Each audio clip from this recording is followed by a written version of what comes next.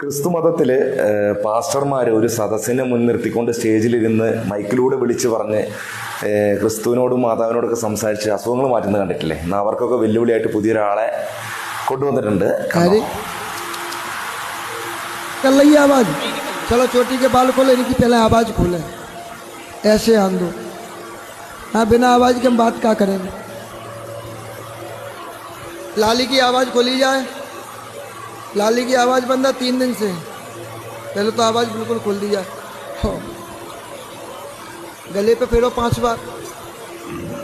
शाबाश शाबाश, एक बार फूंक दो माई तरफ ऐसे करके। हाँ अब बोलो बेटा क्या नाम है? ലാലി. എങ്ങനെ ഇരിക്കണ്?